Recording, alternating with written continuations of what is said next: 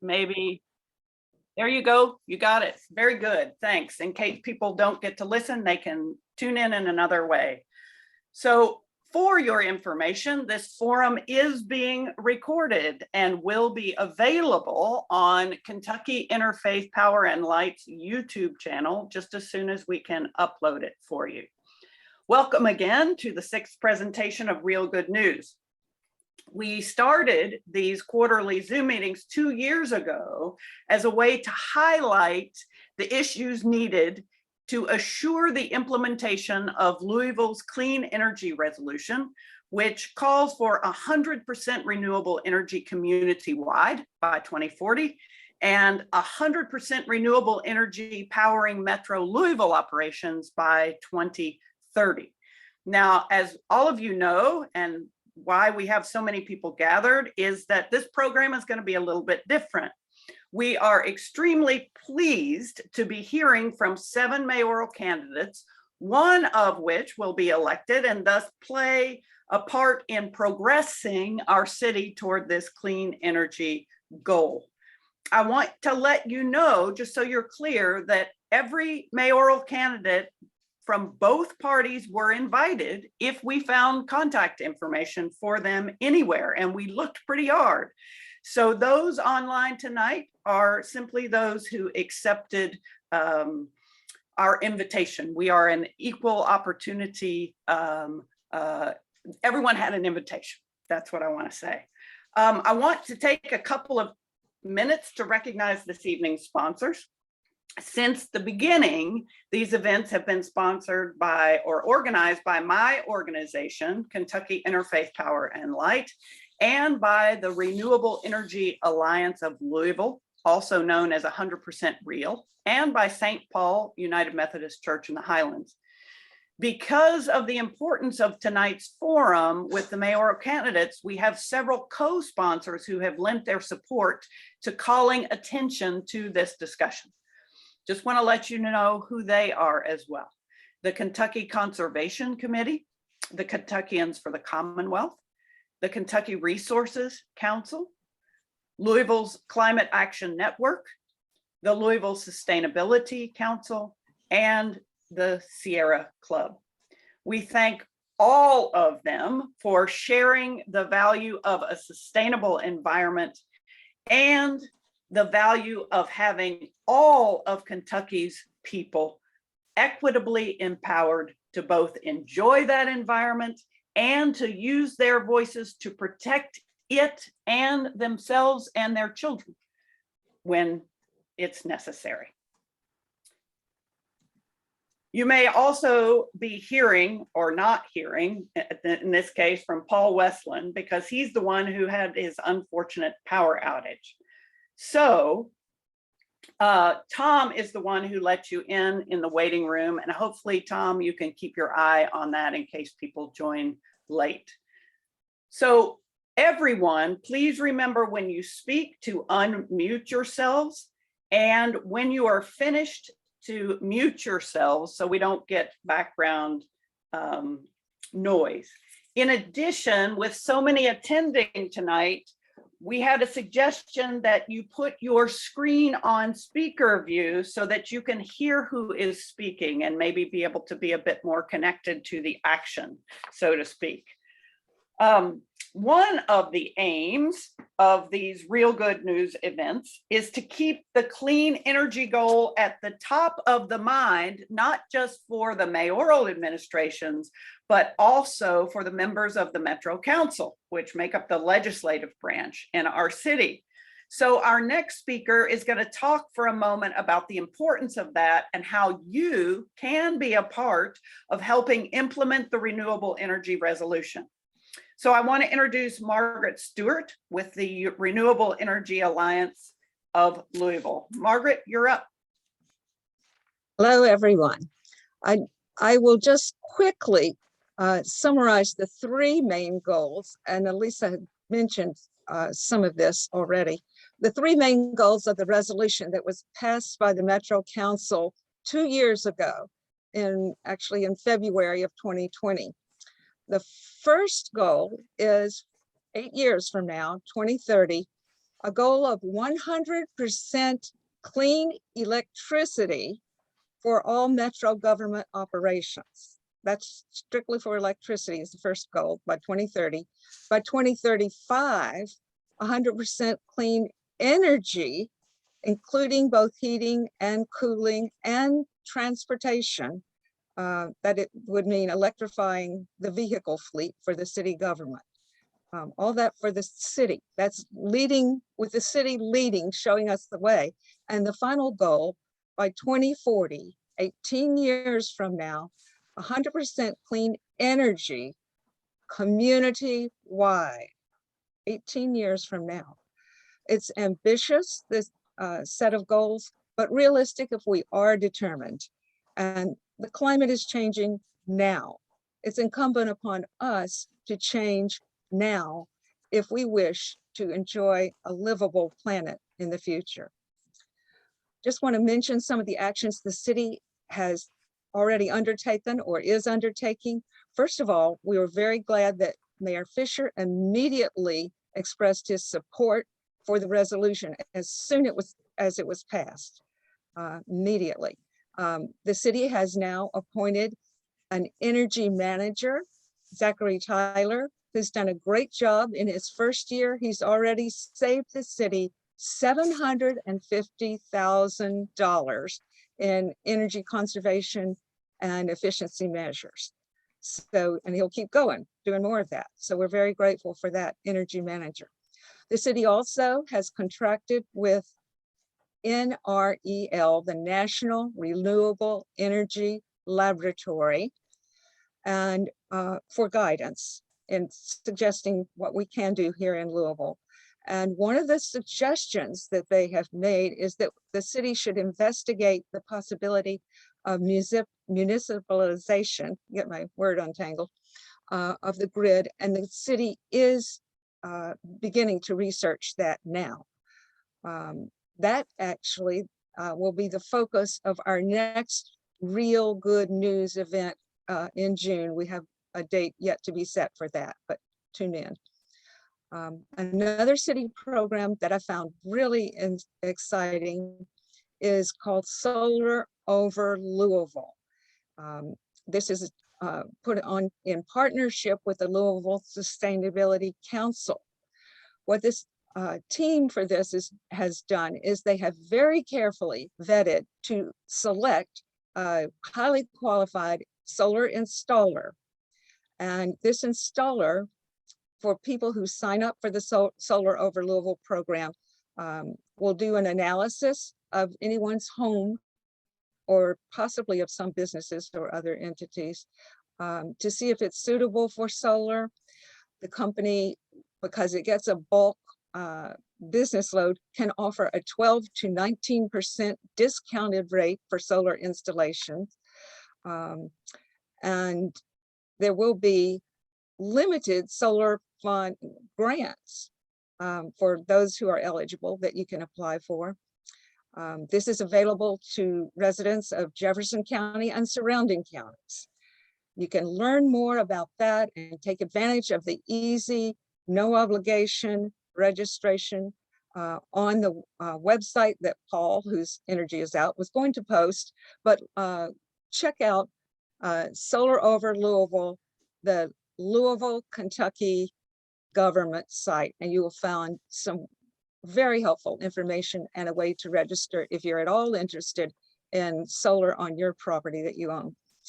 I want to mention that the Renewable Energy Alliance of Louisville, of which I'm a part, we encourage speakers at every Metro Council, and that speakers are allowed to give 3-minute address to the council.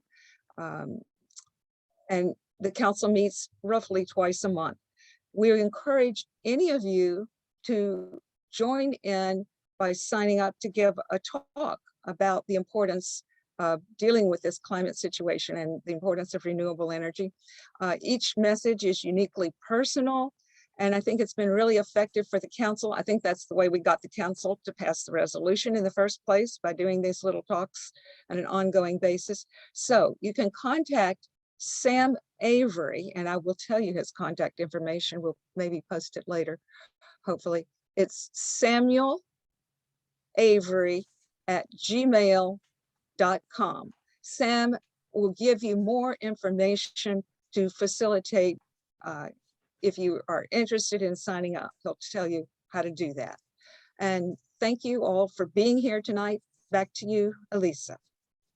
Thanks, Margaret. I just want to let you know that I put Sam's contact information in the chat as Margaret was speaking. So you have it in the chat if you want to get in touch with him and be one of the speakers in support of the resolution when at the Metro Council meetings. We really do need people to sign up for that. And now on to the meat of this evening's presentation.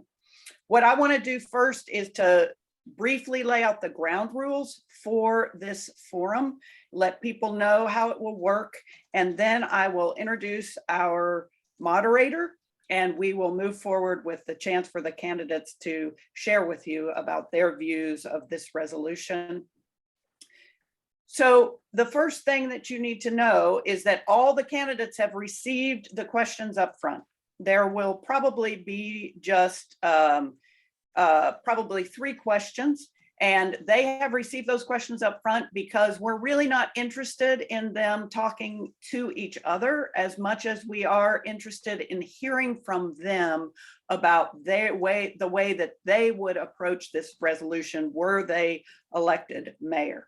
So each candidate will have a certain number of minutes to answer each question, and I will tell you what those allocations are right now. For the first question, each candidate will have 4 minutes. The reason for that is that 2 of those minutes, our expectation is that the candidates will spend introducing themselves and letting us know why they're running and what they offer. The next 2 minutes will be for them to answer the first question, which is simply, what is your stance toward Louisville's 100% resolution? Then the second question is 2-minute time frame. What is the biggest obstacle community-wide to implementing this resolution, and how would you work to overcome it? And then the third question is also 2 questions, and I will let Tom tell the candidates what that question is. There will be a timekeeper. I will serve that role. I won't say anything. You will just start and I'll start your time.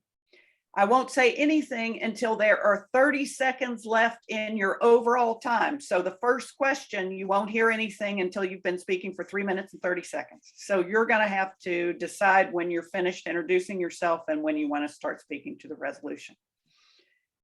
So I will say 30 seconds when there's 30 seconds left, at which point I'll just break in and say 30 seconds. And then in the end, I will say time when your time is up. And we would appreciate it if you would stop speaking then, because we think it's important that everybody get a fair chance to fully be able to answer the question, and everybody has the same amount of time. So that is our hope. That is how things will work. We will not, we have the candidates listed on a sheet of paper that we're using as a cheat sheet in alphabetical order. We will ask the first question in alphabetical order. We'll ask the second question in reverse alphabetical order. We'll ask the third question from the center moving out to the edges so that everybody goes in a different order each time that we ask a question. I hope that that is understandable for the candidates and for the people listening. We do have the wonderful gift of having Mr. Tom Fitzgerald, who most people know as Fitz, as our moderator. And Tom Fitz was the director of the Kentucky Resources Council from 1984 to 2021. KRC continues to be a nonprofit environmental advocacy organization that provides free legal strategy and policy assistance to individuals, organizations, and communities. And that assistance deals with environmental quality, resource extraction, energy, and utility issues. Fitz is also a professor at the Brandeis School of Law, and he teaches energy and environmental law and writes a lot.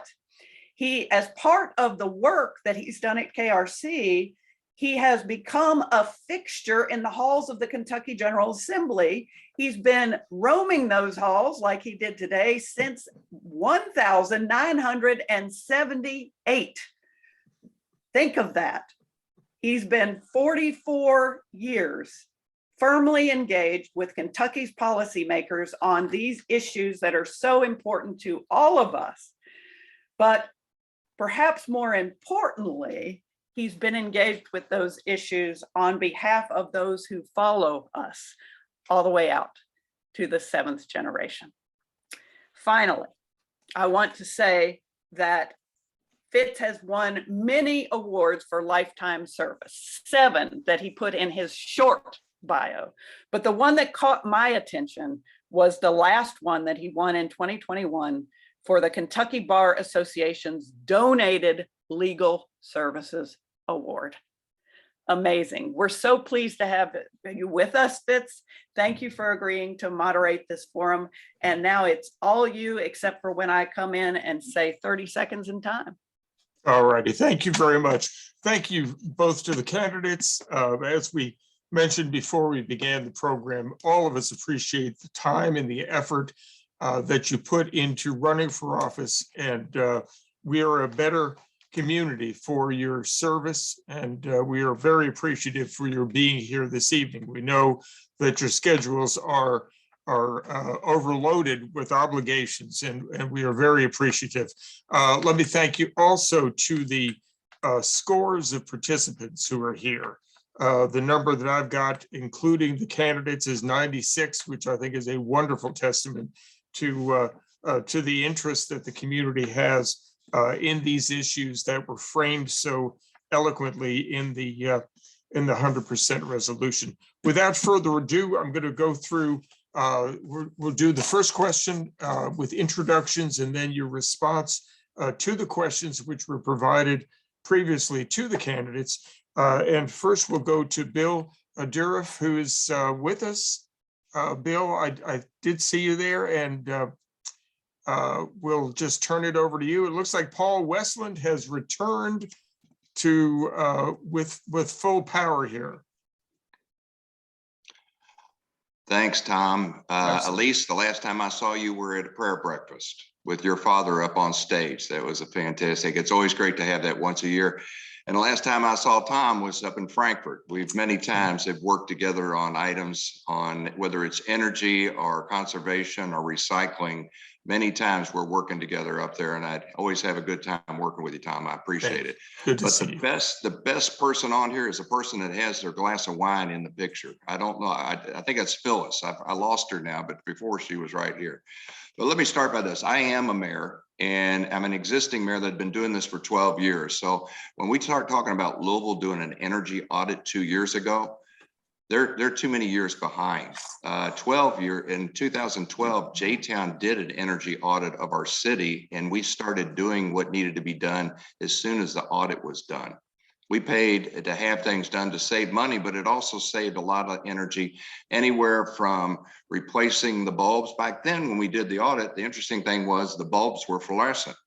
And since then, fluorescents have gone out, and now we're replacing things with LEDs. So I think the action item is we have to have action, not studies. So once we get a study, I think we need to move forward with action of whatever we can. So throughout the whole city, whether it's window replacement or energy savings in some way, we have already done this in the city, and we constantly are moving forward to looking what we can do next. As far as electric cars, 5 years ago, we started putting in charging stations. So again, as a sitting mayor, that we're already moving forward with the beliefs that you all are saying that 100% renewable energy is something that we're already practicing. Can we do more? Yes. Should we do more? Absolutely. But we're already moving the needle now rather than keep studying what we need to do. And I think as the next mayor of Louisville, I think that's what we do. We move the needle, keep moving it, keep moving it. Baby steps are great, but as fast as we can move things, it's even better. The interesting thing is Louisville has put in charging stations. Theirs are in garages where you have to pay to park. Ours are in open parking places where you can move up, pull in, it's free. So we are trying to get the people used to charging, getting used to coming to the town, whether it's the library or one of our parking areas, to where they can charge, where they realize having the car charged is something very simple to do while you're shopping or while you're eating. The other thing that we've done is we realize that the tree canopy is another big issue that we have to look forward to. Not only are we looking for renewable electric energy, we're looking for how can we not need the energy in the first place. And one of the things is the tree canopy is our heat island. We have to look at not only where they've done the study of where the trees should be, but in the West End is a key item that we should look at to put trees in there more and more, and downtown should be a place where trees should be more and more, because those are the heat islands that need to be covered with our trees now and in the future. And as we go into the West End replacing the trees, it's not only the heat island replacement, it's also an economic engine that helps those people's houses gain in value. So as we move forward with the energy, renewable energy, or as we look forward of how we're going to handle the heat in this community and worldwide, we not only should look at ourselves, but we should look out and about ourselves. Thank you. We should be starting implementing all the things we can do now and then work toward the other items on a later date. Thank you. Always good to see the two of you, Tom, especially you in Frankfurt. We worked well together there. I appreciate it. Thank you, Bill. Thank you, Bill. Okay, and the next person on the list is Tim Finley. Tim, just the first question is, what is your stance towards the Louisville 100% resolution? Well, thank you all for having me. Thank you for this discussion. So just a little bit about myself. I think there's 2 minutes there. I'm the proud pastor of Kingdom Fellowship Christian Life Center here in Louisville, Kentucky. We just celebrated 14 years of ministry, March 2nd of this year. So very excited about that. I'm also the founder of the Life Development Corporation, which is a community development corporation in the city. We've done everything from HIV support to youth mentorship, so on and so forth. I am the former faith-based liaison in the Office of Safe and Healthy Neighborhoods in this administration, and a part of the criminal justice transition team for our governor. When it comes to this particular, the resolution, I definitely believe that it's a step in the right direction. My stance is pretty simple, that support for 100% renewable energy, it really does transcend partisan, cultural, and socioeconomic lines. So this is not something that we can approach as partisan. I also believe that this is not an idea for someday, but this is an idea that we have to make sure that we execute on right now. As my friend, Mr. Dourif, Mayor Dourif just pointed out, we've done studies. We see the writing on the wall. We see this both globally, statewide, and locally. Right now, the issue, in my opinion, is not, it's not financial, but it is political. We have to have someone in office that makes this a priority. Why am I so passionate about this? I have a 20-year-old daughter. I have a 1-month-old niece, 1 month, Gianna. I have a church full of young people, young babies. And what I do and the decisions that I make right now will directly affect their lives. One day I'm going to be a grandfather. My grandson or granddaughter, what I do right now is going to be extremely important.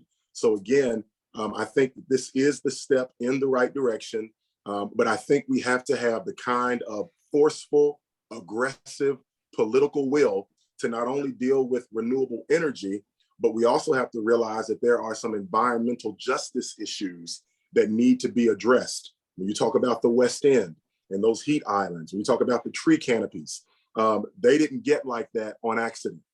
There are some things that have to be dealt with, and we've got to have that political will to say that in this administration, when I'm the next mayor, those answers or those questions will be answered. Thank you all. All right, thank you, Tim. Next on the list, Skylar Grodick. Same question to you. You got 4 minutes. What is your stance on the Louisville 100% resolution? Thanks for having me tonight. My name is Skylar Graddick. I'm a moderate Democrat running for mayor of Louisville. I'm a former police officer with the Louisville Metro Police Department. I did 6 years as a patrol officer in the South Dixie Highway area of Louisville, the 3rd Division. I'm also a former union lobbyist. I cut my teeth during the Bevin administration when there were lots of attacks on workers' rights and on our pension system. It was the KEA, Kentucky Education Association, and the FOP that sued against the sewer bill, it was called. They also tried to attack workers' benefits and passed legislation that really made it difficult for injured workers across Kentucky to have those benefits. And I was one of the last people standing who didn't back down on that. And so my expertise from my lobbying days gives me some insight into my stance on this resolution. I actually found the resolution. I did some research here. I found the resolution, which is a little bit difficult to do. My main issue with this resolution is how vague it is. Now, from a legislative standpoint, that can be a good thing because it gives people a lot of flexibility. But I think that this resolution is too vague. And it's not just me saying that. Actually, the last whereas in the resolution states that. It says, no one can predict what the final action plan will look like. One possible scenario might include A, reducing demand through conservation energy efficiency policies and incentives. B, creating electricity with many installations of solar panels. C, creating storage for that electricity through batteries. It goes H, I, it goes all the way down. So my issue with this is kind of the lack of direction. I think it's a great idea. I think you need to have some priorities to get people to get together and focus on them.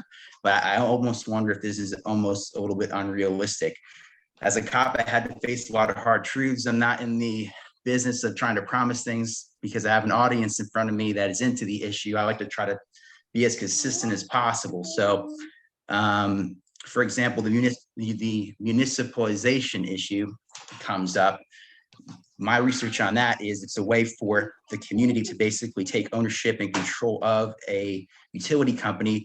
And that's usually done when you want to use the utility company for more political things like renewable energy, or if they're corrupt and you want to take control of them.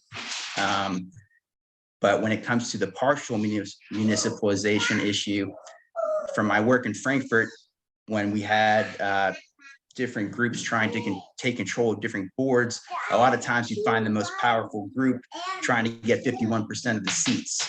And so you would appear to have more control than you did, but when the chips are down, you're going to see the exact same thing that you used to. And a lot of people are going to be disappointed. So it'd be good to have a lot stronger leadership from the mayor's office, from the community, to actually set some clear directions and goals so that we don't see, say, a partial municipalization that winds up disappointing everyone in the end. 30 seconds. I think I'll just say this. I think we're going to kind of have an LBJ, Great Society issue. Lyndon Baines Johnson, he got in trying to eliminate racial inequality and social injustice. Then he got hit with the Vietnam War. I think that a lot of Louisville, we're seeing the inability to hire police officers. We're seeing the inability to hire corrections officers. We saw our libraries and our swimming pools closed. I think we have to take a hard look at our priorities and realize that we have got a lot of work to do on many different issues. So I'd like to see more focus. Thank you. All right, so thank you. Next on the list, Craig Greenberg. I'll repeat the question. You've got 4 minutes. What is your stance on the Louisville 100% resolution? And take a couple of minutes to introduce yourself to the group. Sure. Thanks, Tom, and thanks everybody for joining us and being here this evening. My name is Craig Greenberg, and I'm great to be here today. I'm a proud JCPS grad. I'm the former CEO of 21C Museum Hotels. I'm a former U of L Board of Trustee member who advocated for significant reform at that university. And I'm running for mayor because I think we have big challenges in this city right now. And when I see big challenges, I also see big opportunities. And so I believe there's a unique moment in time right now where we as a community can come together to address those big challenges and move Louisville forward, make us a safer, stronger, healthier, cleaner city. I'm tired of complacency. I'm all about action and collaboration. And so I'm excited to be here with you all to talk about efforts to make Louisville a better city when it comes to renewable energy.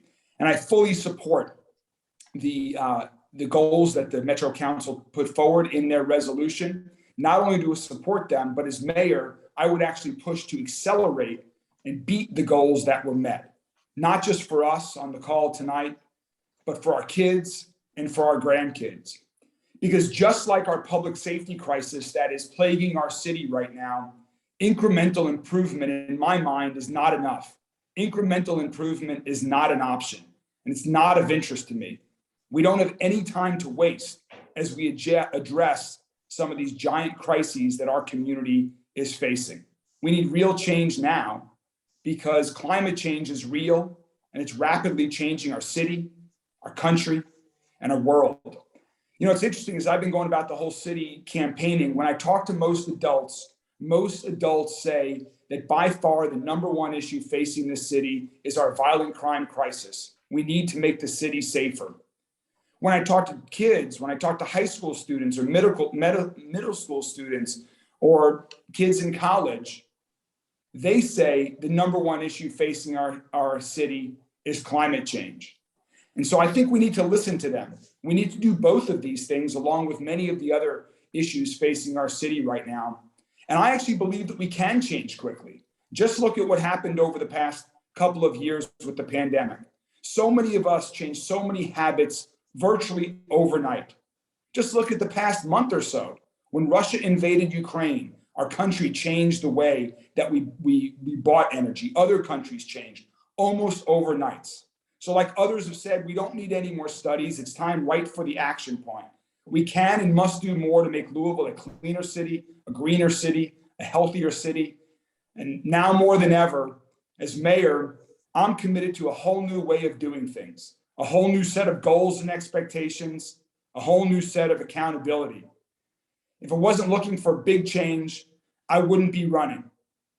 I think all of us on this call, everyone in our city owes it to not just our own families, but to everyone's families in Louisville, to our city, to our country, to really do everything possible to make meaningful change, to make Louisville a cleaner city, 30 seconds. use more renewable energy. So I'm a proud supporter of this resolution, and I look forward to even beating the goals that are currently in there. All right, thank you very much. Next on the list, Shortrell Hall. Let me repeat the question. Introduce yourself. You had 4 minutes. And what is your stance on the Louisville 100% resolution? Thank you, Tom, and thank you to the Real for having us. Thank you to everybody on the call. It's good to see, as he said, 96 or so in attendance. That's amazing for the turnout that we have, the community and people actually looking to be involved. As he said, I am Shortrell Hall.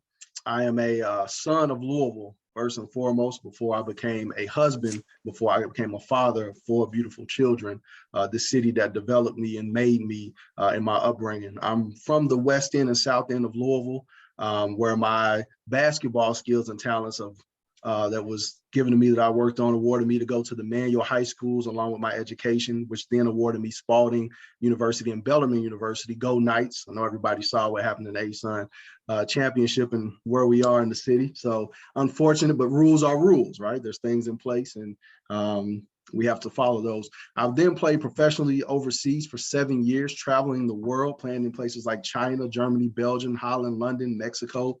So I've been around, I've studied a lot, observed a lot, had a lot of conversations with different cultures and groups. But then it became time for me, I needed to come home. It was too much going on in the city, too many deaths, too much segregation, too many sides, too many separation. It was an issue. And so I had to ask myself, what am I doing? So I came home and I was fortunate enough to have a job at the Exposition Center where I took over as one of the directors of sports, and I was an intricate piece in signing one of the largest youth basketball tournament deals in the country and the state in the country as well. It was a 5-year, $40.5 million economic impact. And it's the largest youth basketball tournament under one roof, 80 basketball courts with over 2,000 teams. And that's still going on now. There was a 5-year deal and a move into a 10-year deal at this point. So creating the workforce development, which also awarded me opportunities to sit a part of the MBA to Louisville project, where I have the documents on that and different meetings that I've been in and working in behind the scenes in regards to that. And also awarded me an opportunity to then get into the community, where I'm now a minister at Quinn Chapel, AME on 19th and Muhammad Ali in the West End, while also being an entrepreneur and having my hand in a nonprofit called Get Better Every Day, focused on working with the youth. So that's a little bit about who I am. My platform while I'm running for mayor is simple. It's restoration. I believe we need restoring in this city of trust, order, and belief, right? The safety that we need from the police officer shortage. We need to encourage and motivate and inspire one another, because it's us in the city that have to step up into these positions. And so that trust has to be there, right? The order of understanding the law, understanding how that works and how the Constitution and what is, we lack so much and we perish for knowledge, as the Bible says, because we simply don't know. So we will perish, and we don't know the laws and rules and regulations a lot of times.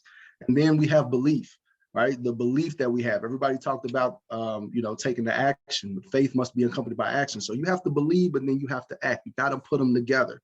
And so we're at a point where everyone collectively is fed up and tired and ready for the betterment of. And we know it all boils down to leadership. So that's what I'm running for, why I'm running for mayor at this time and place, and that's who I am. Now, in regards to my research of looking up of the Louisville resolution for 100% renewable energy and talking to different people who do solar energy and different energy companies and experts, because it's not my expertise. But I do believe that where we are, we have to come in, and all the things that we talked about and things put in motion that we're moving in this direction, we do need to take action, as everybody else says.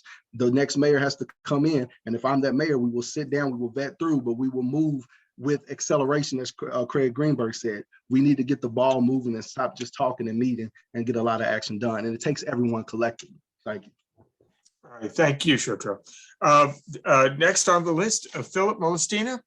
Go ahead and take it away. Let me, and what I'll do for the next question is I'll just read it one time, but just for consistency, what is your stance towards Louisville's 100% resolution? And if you would spend a couple of minutes of that time, 4 minutes, telling us about yourself. Well, thank you again, Tom, and everybody for being here today, for joining with us. I think this topic is very important, obviously, to talk about in this election. I'm running for mayor Louisville because our city is hurting, like we know. Ongoing failures in safety, education, justice, access, opportunities that we all heard. And these failures are harming the well-being of our people, residents. And there is a sense of hopelessness in many issues that we've been seeing through this campaign process. I'm not running to wave a flag of a political party. As Mayor Deere said in one of these conversations, we were hoping this would be a nonpartisan race, but it's not the case. So I'm running, my goal is to take care of the people, working together with city council and local leaders. I've been doing that for the last 20 years, working in the community, working with people and just a lot of different types of issues. And this is the time for our city to come together and get the work done now. And this issue that we're talking about today, obviously, it's important that we go ahead and have the, this resolution is something that's important for our city. I think the goal that we have of meeting that is important. But we do also need to see is that our city, as we've seen even through the documents that they sent us and that we talked about, is do a better job of what we have. Obviously starts with that. Like Mr. Greenberg was saying, and Mr. Deere was saying, and other ones, we can start doing a lot of that work right now. We know that what the goal is of the resolution and all this here, but I think the city can do it and is doing a lot of changes at this time of the year. So though I support the resolution in the sense of the fact that we do need to have something better to happen with the cause of having a change from the energy that we use.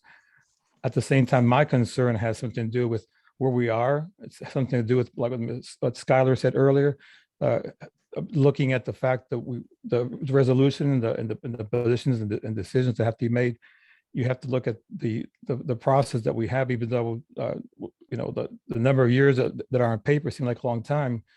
To me, as you start looking at these issues, the technology that is there is still not where it needs to be at. I know, but that doesn't mean that we don't stop working toward that direction. But like Mr. Deere said a while ago, we also take into place the type of things like Mr. Finley said too, that looking at other ways also to get our energy reduced in other aspects also. My overall concern with this here is, like I said again, is that, and I think the other questions we're going to talk to about will give us more detail, is that heading in this goal in this direction is paramount to doing that for our children, for our generations. We want to have a world that's cleaner, it's better in all regards. However, we also, as a city, want to balanced in approach, as one of the candidates mentioned too, what the priorities are. We want to make this a priority, but we do have a limited budget. We do have limited resources that we have to also balance into things that are also in this time and age in our city a priority. So I think that's important to do that. And also, in the consideration of all this here too, we want to be a city that's also welcoming to business. And what I'm saying by that is the concern with over-regulation, the concern of things that may keep businesses away from us sometimes, when we have to be careful in the approach that we have and what we want to walk into. So on the overall premise of the resolution, I believe strongly in its value and in where it goes to. I do have 30 concerns with seconds. some of the things that are there, but I think as the questions that we'll be talking about here in a moment will allow us to talk about that a little bit more. Thank you. Wonderful, thank you. And last but certainly not least, Shamika Parrish-Wright. You have 4 minutes. If you would address your stance towards the Louisville's 100% resolution, and before you do, spend a couple of minutes introducing yourself too. We now have 106 participants this evening who are hanging out together because they want to hear what each of you has to say. So thank you again for being here. Shamika. Thank you, Tom, and thank you everyone in attendance and all of the organizers of this event. I am excited to be here because I believe in taking action, and you all, as well as many studies, has already done a lot of the homework. And so we that are coming in, and let's be clear, none of us have been mayor of Louisville and Jefferson County before. So we all have to come in, but I want to be clear that climate change and sustainable redevelopment will always be a priority, because when I pass out my handout cards, they say public health and wellness, they say government accountability, community safety, affordable housing, and economic development. But the reality is, if we don't reduce greenhouse gases, if we don't eliminate them entirely and do everything we can, the health and viability of human life in Louisville will continue to decline. And I want to make it personal, because that personal motivates people to do more. I was not born here. I moved here at 25 like every other person. I'm a transplant in Louisville.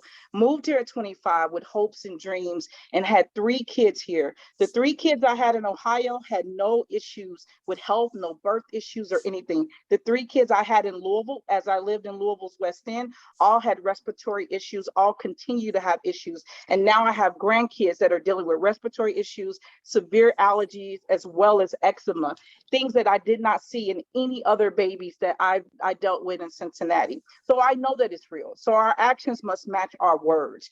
The work that you all are doing is so important to keep us accountable and to have priorities that are essential to our future, to humanity. I am endorsed by Sunrise Louisville because I've talked about my environmental plans with young people who are fighting to make sure that they have a decent place to survive and thrive.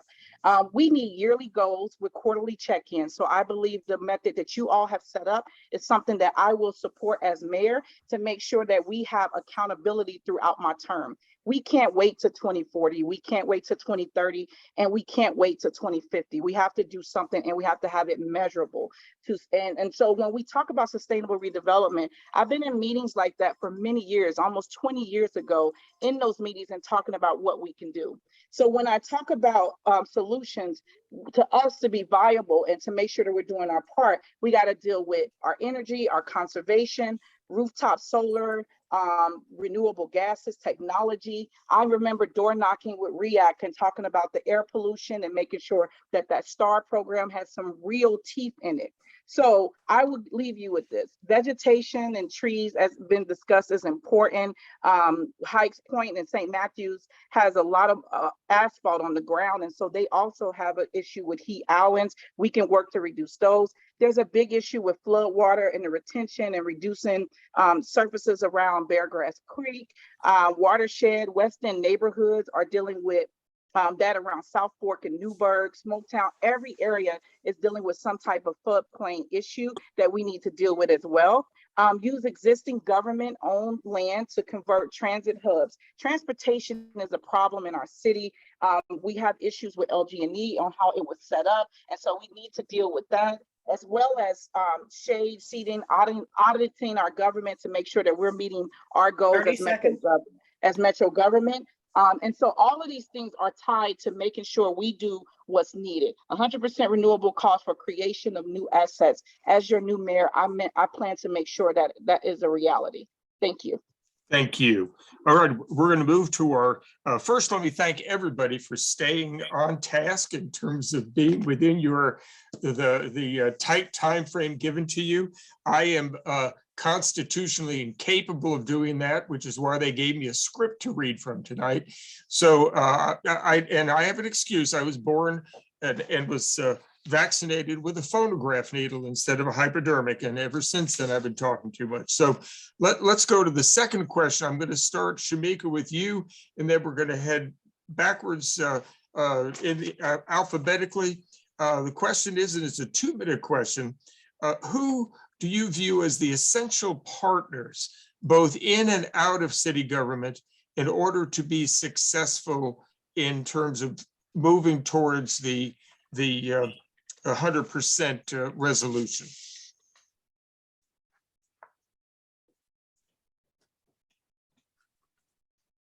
You're muted, Shamika.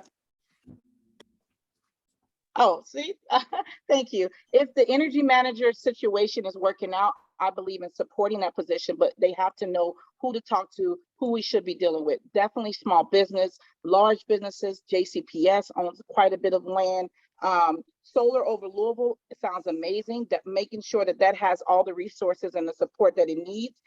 Making sure that our young people are taken apart, giving them actionable items, having incentives for conservation, people who are reducing their energy and having some measurable goals for that. Making sure that every community and every neighborhood has goals to make sure that we're moving towards being renewable and sustainable. Dealing with our Louisville Metro Housing Authority and making sure all the properties that government agencies and other businesses own, make sure that they're doing their part to support the resolution. And secondhand smoke was a problem for me, and making sure that we are reducing heat islands by making sure we plant more trees and do all the things that are needed. All I'll righty. stop there.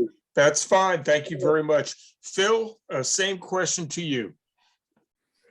Well, the essential part is, like Shamika was saying, I think adding to the energy director, which I've had with the information they shared earlier, was very encouraging as far as what the savings that have been done and what focus has there. But I think one of the essential part is going to be Metro Council, obviously, because at the end of the day, whatever the mayor wants to do and putting forward resolutions or want to do with this whole proposal in general comes down to, as it was mentioned earlier too, has to do with the funding, has to do with what are you going to allocate towards these resolutions and endeavors. So Metro Council definitely has to be a partner in that. On the outside, definitely technology developers, the people that are developing this technology have to be people that are looking at cities and companies that are trying to do this here. So we have to work definitely with them. The business community at large, again, once again, has to be a partner in the sense here by working with the city in this case here. But one concern that I have is how, and when you look at the documents that you have shared with us here, is how does LG&E come into the play here? Because if you think about it, you're talking of something that is in essence taking away the business they have. So the transition from them as a company and everything that involves there, the number of employees, you're talking, last count was over 3,400 employees, and we're talking about a time frame that is rapidly moving ahead. What's happening with that? So that balance act is really going to be very important to say, how does this whole thing come in here? I know that there's some things that have talked about it, but I see that as a crucial part of this whole thing there. All right, Phil, thank you very much. Chartrail, same question to you. I believe we'll hear a lot of the same things repeated from each candidate, as there's 7 candidates. To what Shamika said and to what Phil said. I think the first thing that we have to do is sit down with LG&E and KU. That would be the first thing, given that they are the monopoly company and that everything is squared away. And you look at the documentation, you're not going to be able to avoid or shake that even in the transition. And then it will work from the government piece of Metro Council to what Shamika, to what Phil said as well, because you have to know the temperature of the neighborhoods in each space, in each place, to understand what's needed, right? The lay of the land, that's truly important.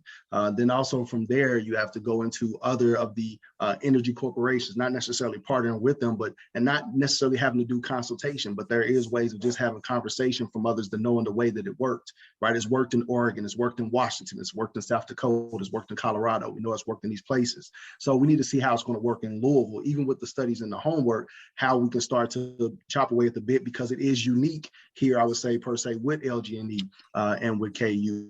And so then again, as Shamika alluded to, and make sure that we get the youth involved, right? These young people in high schools and different colleges, as well down in middle schools. This is a topic and subject that they're engaged with. So when do we bring them to the fold to hear what they're researching and what they're studying, to start to pick their minds, because they are the future and next leaders coming up after us. So we have to continue to have that pipeline of leadership as we talk about energy.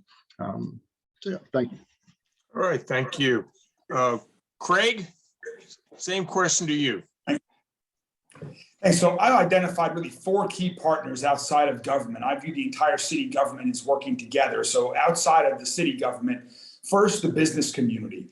We need more businesses. Like in a month or two, the Days Inn on Fern Valley Road is going to open up with 100% solar panels on their roof, using full solar activity energy for their hotel. We need more businesses that are going to do that type of investment, for a long-term investment in their own business and in the entire community.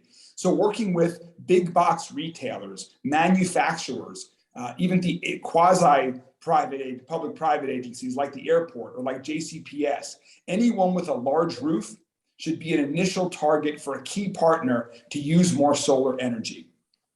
Next are landlords. It's a pretty simple proposition for homeowners to install solar on their roofs. We need to also work with landlords who are not paying the electricity bill to give them encouragement, incentives, motivation, push them a little bit so that they too use it, even if it's going to save money for their tenants and not for themselves. We need to work with the entire land planning and development communities to encourage and to ensure that we're building more walkable and bikeable neighborhoods, because it's not just changing the type of energy that we use, but it's also reducing the consumption, reducing the amount of energy and fuels that we use regardless of the source. And walkable, bikeable neighborhoods are great for that.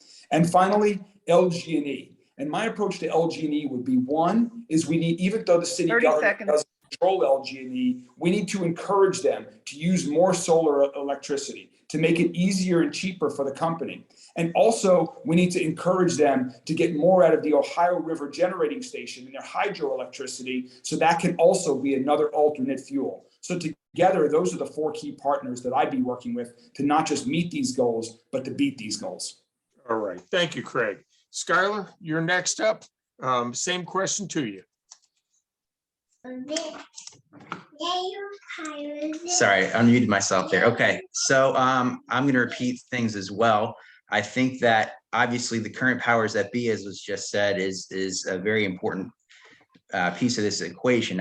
From LG&E and other electric companies, remember a few years ago when solar was up to give citizens the ability to use solar, that was actually blocked by the powers that be in those industries from the state level in Frankfurt. But from my experience as a lobbyist, I and my team were able to get a lot done by figuring out what works for everyone. And so I do believe that everyone can win, and not everyone, while still allowing not anyone to lose.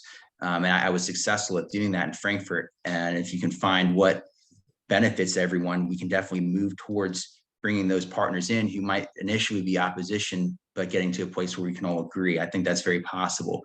I think the federal government is a huge part of this as well. You know, at the end of the day, you know, I could have solar panels on my house, but when I go every week and I've got a mound of stuff in my recycling bin that won't disappear and be biodegradable in the earth, that's a huge problem as well. If Louisville goes 100%, then, you know, that might make us feel good, but that might not put a big dent in what the overall problem 30 is, which seconds. we all agree on is climate change. So the federal government has to be a partner in that and introducing technologies that will benefit all of America. And then the members of the community themselves, it's going to be very difficult to convince the average person that when gas is $4 a gallon, you're spending a lot of money. You know, a lot of people can't afford to insulate their homes. That's a major factor when it comes to energy use. So we've got to get the message out to the people to make them want to invest in the things and kind of shift our ideologies to make them want to invest in the things that will make this possible. All right, Scarlett, thank you. Tim Finley. Yeah, There I'm you gonna are. say this. Hey. Yeah, I agree with all of my colleagues. I think everyone has hit on some wonderful points, but I want to go in a different direction because I think if we keep doing the same thing, we're going to continue to get the same result. The most important partner, in my opinion, outside and inside, are the people. It's community. I'm reminded there's a quote that I use at the church all the time. The world will not be destroyed by those who do evil, but by those who watch them without doing anything. The mayor has to be the one to set the narrative. When you talk about reducing the carbon footprint, when you talk about getting homes and offices to net neutral at least, when you talk about electrifying the city, the vehicles, when you talk about dealing with heat islands, tree canopies, these are going to impact individuals. If individuals don't understand why this is happening, if they don't understand that crime is statistically, there's studies that have been done, that crime and heat are inextricably connected.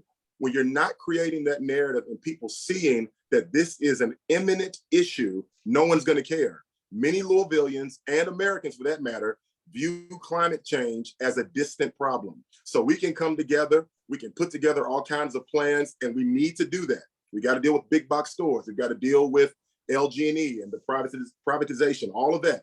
But if we don't sell what's going on to Louisvillians, we're going to continue to see this lackluster approach. So the first thing that I'm going to do as the mayor is to get on and sound the alarm that yes, your life is going to be impacted, but for the better. And we've got to start looking at our kids, grandkids, and great-grandkids. Before we do anything else, we got to sound the alarm, because if we don't do that, we're going to have an issue in our city, or a continued issue in our city.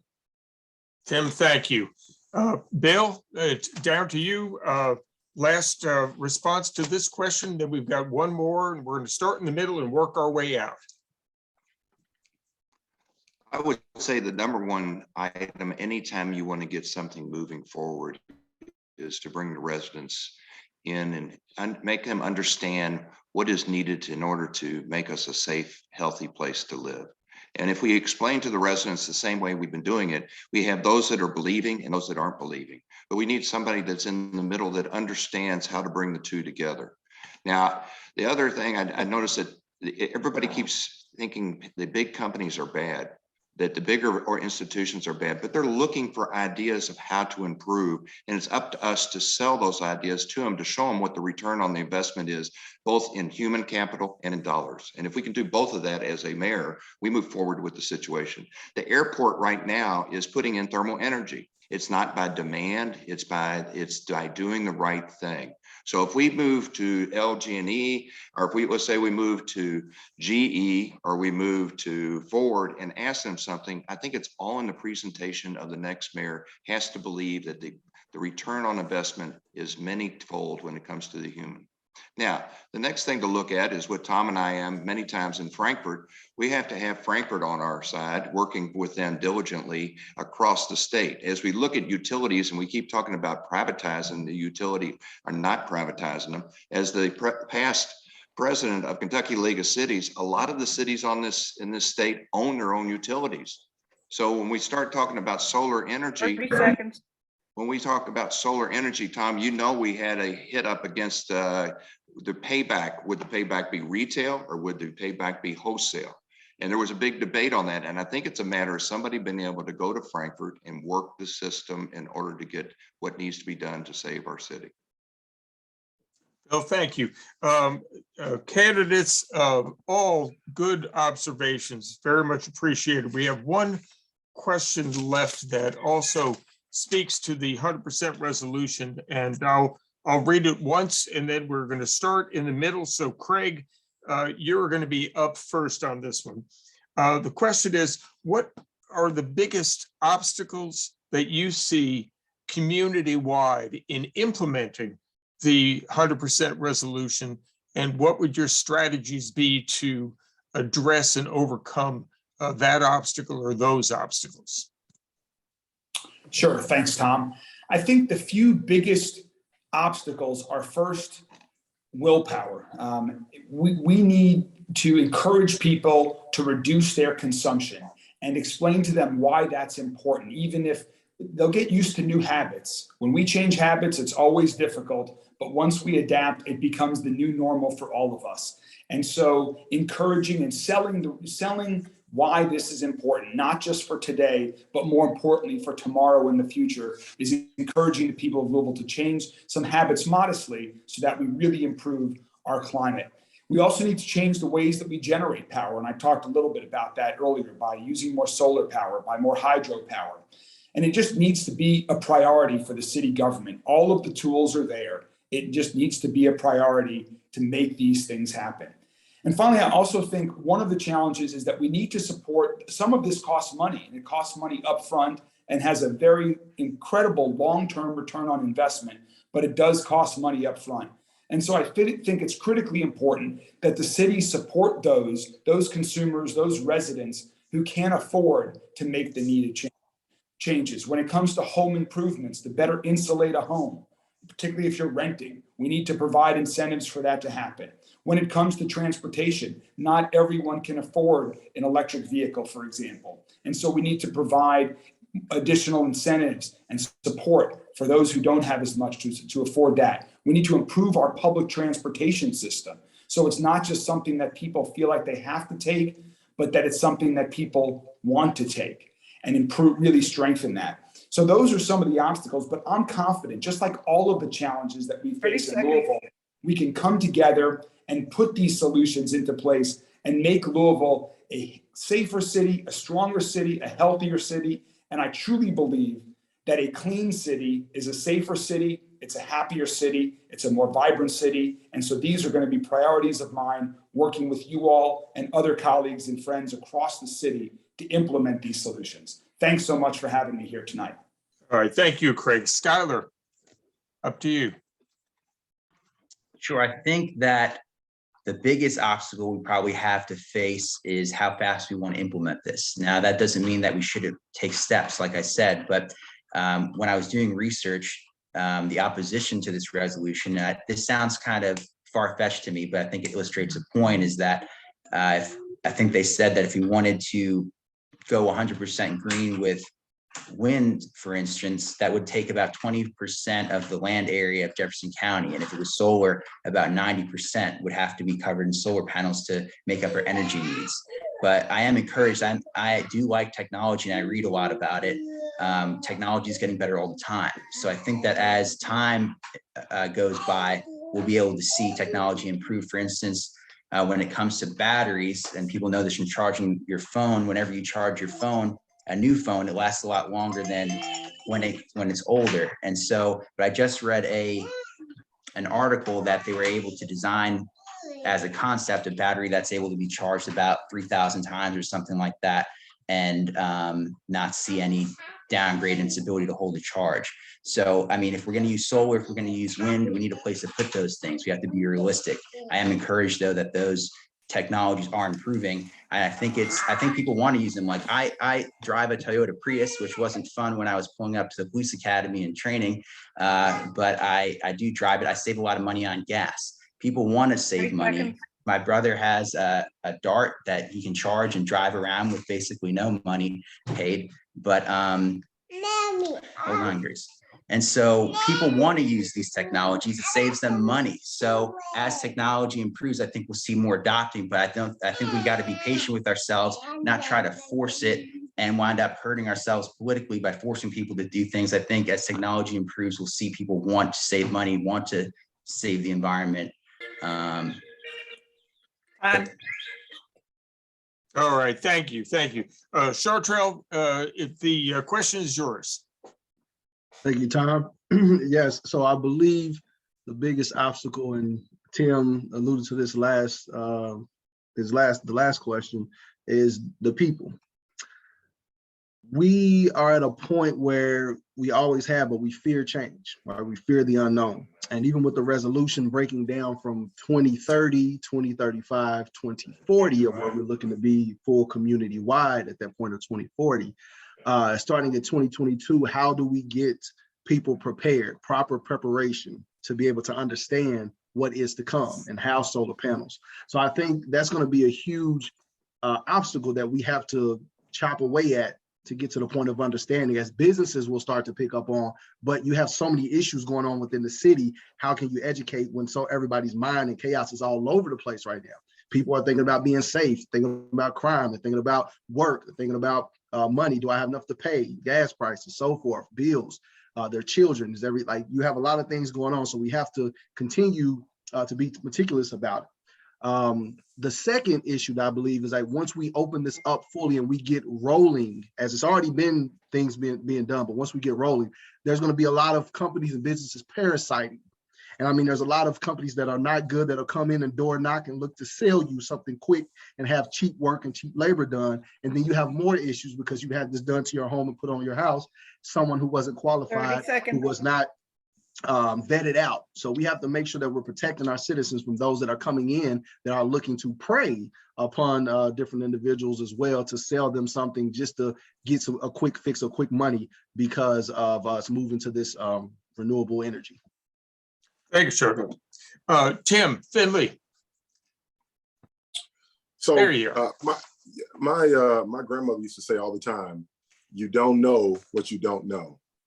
I think there are two issues, and I alluded to it in my previous answer. For those who do know, I think it's a political division. In the world of climate change, it's between those who accept the urgency of the problem and those who don't. So we got to deal with that. That's where, again, leadership comes into play, that this has to become an absolute priority in terms of messaging and narrative. We have amazing people, amazing, we've got REAL, we've got the NREL, we've got some amazing community partners, the Office of Advanced Planning and Sustainability. They're doing the work. The mayor and the administration has to broadcast that, has to talk about the fierce urgency of now. We have to deal with the environmental issues in marginalized communities. So for instance, we talk about tree canopy. Well, I think in 2014, and I think it's the same now, Louisville was the #1 place for heat islands. And there was this undertaking, I think, to plant 1.2 million trees. I think as of 2014, 15, 10,000 had been planted. Well, you can't just go into certain areas and plant trees because of infrastructure. So, which means that we've got a plan to have cooling stations in places like the West End and downtown. We got to explain that. When you talk about public transportation, the reason why I'm pushing fare free transit is to get people out of cars, and onto the Transit Authority of River City, and making it affordable, making it free. Because again, you're not going to reduce the carbon footprint if we don't get a handle on the car issue in Louisville and all of the paved areas.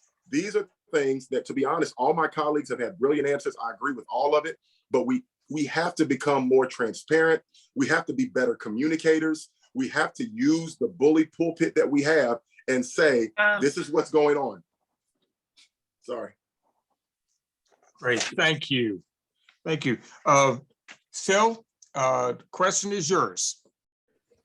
I think the biggest obstacle that I see in this whole thing, all the points that have been talked about are great, but I think that the biggest obstacle I see is that the two issues that we're talking about that would resolve this, which is solar and the wind, they're not, like I was mentioning a while ago, what it takes to make those work is still not there. So I think what we're saying is we all agree we need to do something different, but the things that we have to work with are just a long time away from where they need to be at.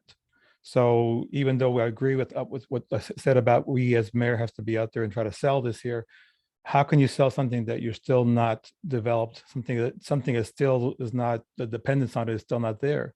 And here comes the touchy issue. We don't talk about some of the things that maybe would work because we don't want to touch those. We don't want to touch, the option of having energy from a nuclear perspective or from hydrogen that do work, happens in other countries overseas. And so then what do? You have this resolution, you want to meet these goals, you want to be able to do something to eliminate the way that we produce energy right now. But at the end of the day, it comes down to dependence. What is dependable? And until you have something dependable, it's going to be a hard sell for that to happen. So what the question is, how do we overcome that? Well, as we've seen with our country in the past, when we wanted to put a man on the moon, the country and technology can move ahead at a lightning speed when there is a pressure to do that. And that comes, like someone mentioned a while ago, from the federal government. It comes from the mayors too. But it's the perspective is that the dependence part of it and what we have in our hands is a big obstacle, and we have to work towards that, but also consider that there are other options to look at. Thank you. All right, Phil, thank you very much. Bill, same question to you. What are the obstacles that you see and how do we overcome them? Thanks, Tom. I appreciate it. And I appreciate everybody being on the call tonight, listening to what we have to say, because unified together is where we move the needle. Separately, we don't. As we look to the future, the number one thing that has moved the needle of late is technology, and technology will help us move the needle even faster, farther as we go into the future. Technology has brought us the car that will go farther than 50 miles. Technology has brought us the energy that we can get to us on a solar panels. I remember the original solar panels, they would hardly produce anything compared to the solar panels we have now.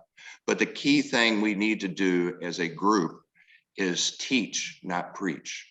Because when you start preaching to other people, they will not join the force, they will fight you in the force. And we need everybody on board in order to move what we need to do in the future.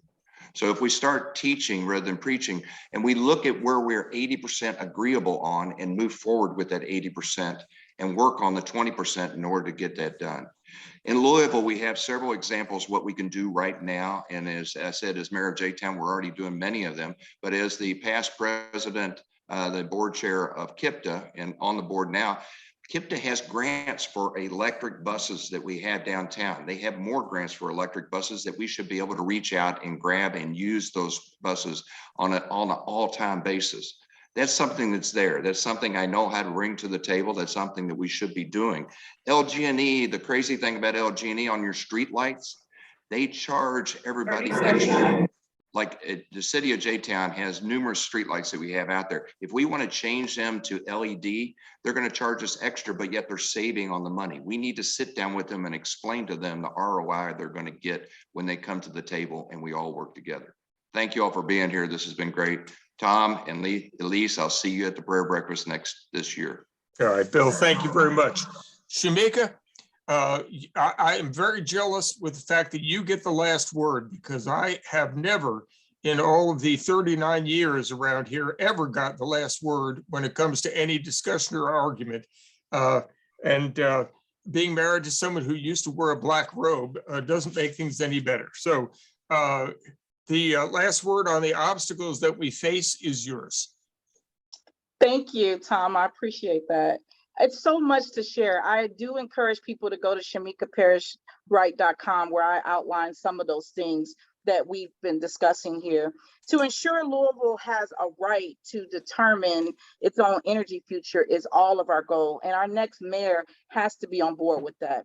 We've all discussed that LG&E is an issue, and I'm willing to talk to the community, work with the community, bring them to the table, but LG&E has a serious hold on our city. We might have to go without LG&E to let them lose some money, to understand we mean business when we're talking about saving energy. My husband and I met with some people to do the solar power, and it was $70,000 that we got approved for, but we needed another $20,000. So accessibility, affordable incentives has to happen. TARC has to be an incentive to catch it. If the routes are not good, our disability folks are having trouble getting their rides on time, that is a problem. Our lights take 43% of the energy, and they need to be LED, they need to be solar power, motion censored. And so all of these things that we're talking about, LG&E is at the center of this. So they have to be at the table, and we have to hold them to that.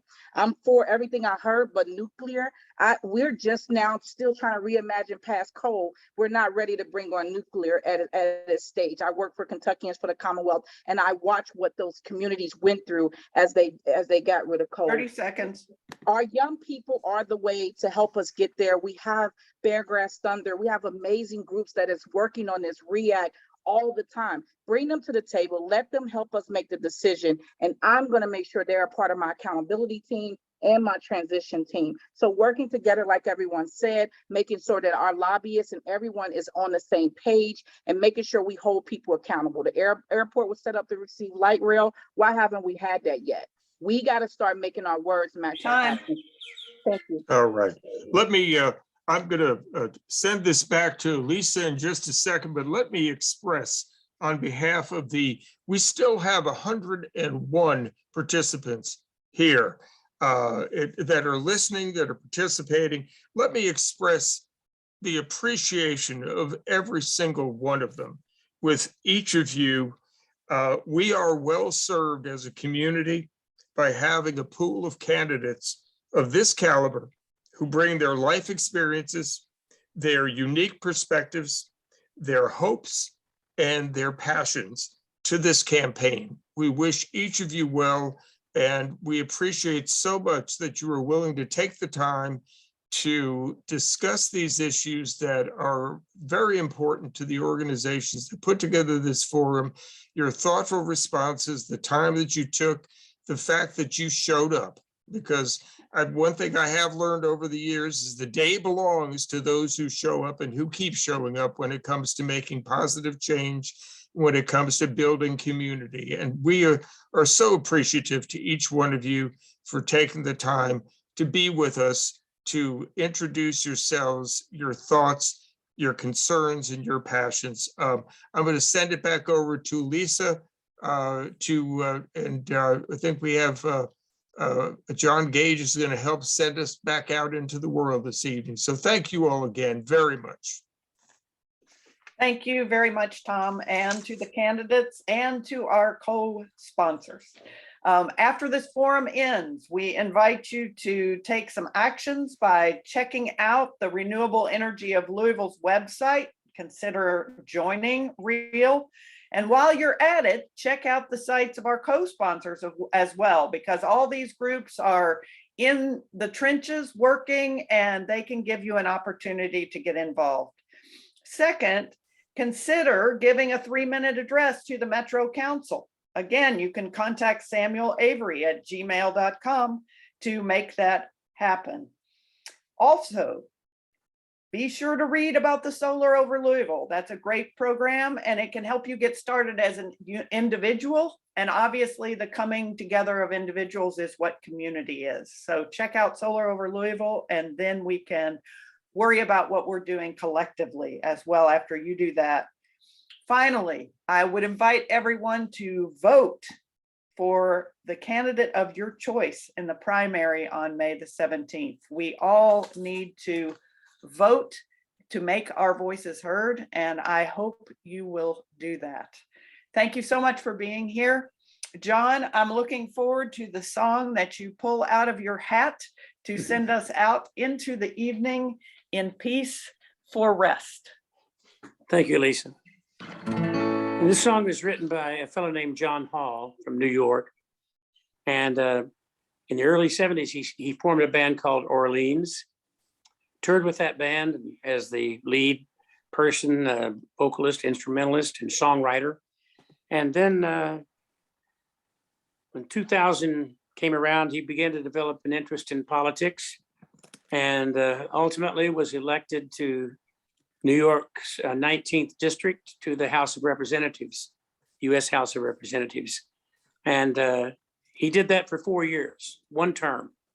And then he went back to touring with his band. Whatever that says, I don't know. It's a song called Power, also recorded by the great Holly Near.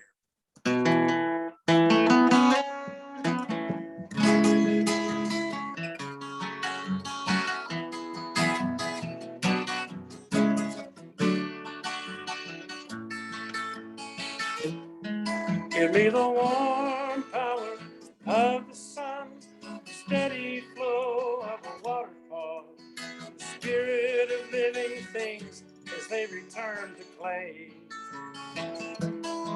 Give me the restless power of the wind, the comforting glow of a wood fire.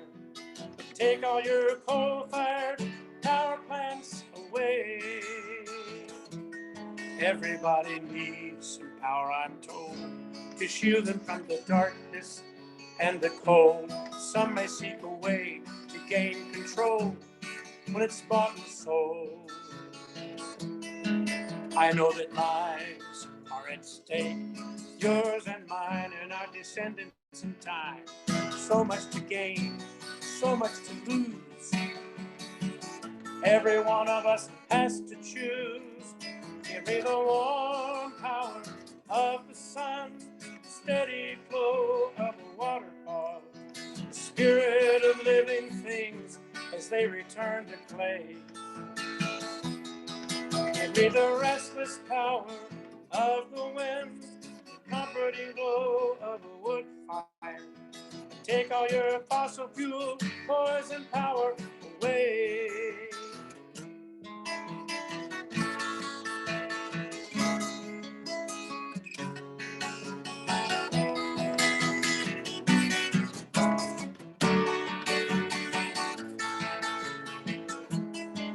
I know that lives are at stake, yours and mine, our descendants in time.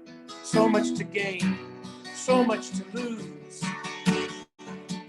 Every one of us has to choose. Give me the warm power of the sun, the steady flow of a waterfall, the spirit of living things as they return to play. Give me the restless power of the wind, the comforting glow of a wood fire. But take all your coal-fired power plants away. Take all your fossil fuel poison power away.